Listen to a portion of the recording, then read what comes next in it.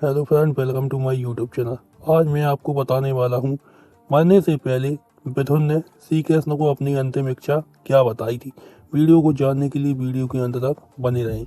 महाभारत के काल के कई ऐसे पात्र हैं जो महत्वपूर्ण होते भी इस काल के दौरान अपना अस्तित्व स्थापित न कर सके। महाभारत काल में उनका योगदान अहम होते हुए भी किसी कारणवश वे उभर कर सामने न आ सके। ऐसे ही पात्रों में से एक थे विदुर।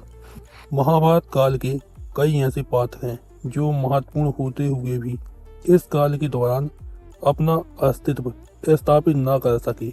महाभारत काल में उनका योगदान अहम होते हुए भी किसी कारणवश वे उभर कर सामने न आ सके। इन्हीं कुछ पात्रों में से एक थे विदुर।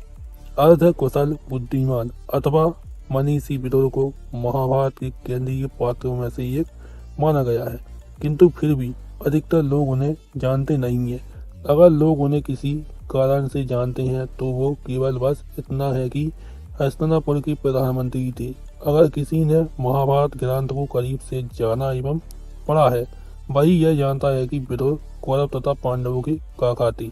वे धृतराष्ट्र एवं पांडु के भाई थे, किंतु कोई साधारण भाई नहीं, वे उनके बड़े भाई थे। इस बात को काफी कम लोग ही जानते हैं। उनका जन्म धृतराष्ट्र एवं पांडु से भी पहले हुआ था, लेकिन सबसे बड़े भाई होने के बावजूद भी उन्हें कभी राजपद हासिल नहीं हुआ। इस मान सम्मान के अलावा उन्हें कभी परिवार का अहम सदस्य भी नहीं माना गया। लेकिन क्यों? इसका जवाब उनके जन्म से ही जुड़ा है। दरअसल विदुर किसी रानी या महारानी के नहीं, एक दासी के पुत्र थे। हस्तिनापुर के राजा विचित्र वीर अपनी दोनों रानियों को संतान सुख देने में असमर्थ हुए थे और अंततः में क्षय रोग से पीड़ित होकर मृत्यु को प्राप्त हुए।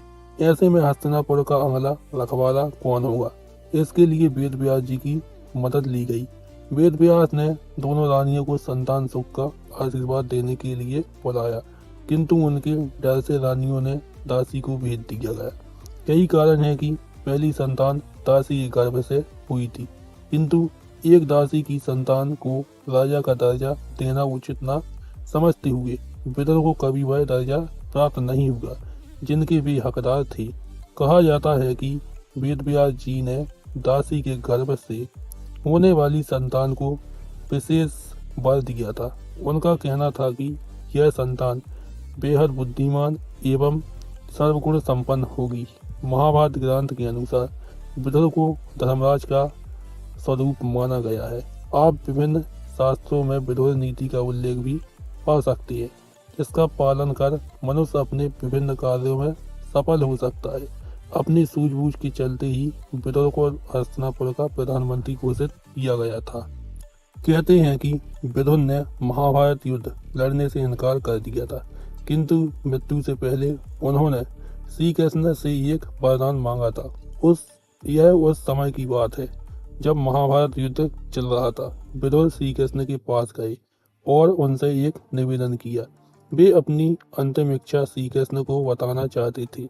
उन्होंने कहा, हे प्रभु, मैं धरती पर इतना प्रलयकारी युद्ध देखकर बहुत आत्मग्लानिता का अनुभव कर रहा हूँ। मेरी मृत्यु के बाद मैं अपने शरीर का एक भी अंश इस धरती पर नहीं छोड़ना चाहता। इसलिए मेरा आपसे यह निवेदन है कि मेरी मृत्यु होने पर ना मुझे जलाया जाए, ना दफनाया जाए और ना ही जल में प्रवाहित किया जाए। वे आगे बोले, प्रभु, मेरी मृत्यु के बाद मुझे आप कृपया सुदर्शन चक्र में परिवर्तन कर दे।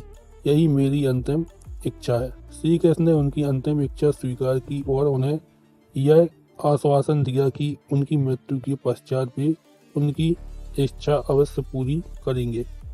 अब महाभारत का युद्ध समाप्त हो चुका था। युद्ध बीते कुछ ही दिनों हुए थे। पांचों पांडव विदुर जी से मिलने वन में पहुंचे।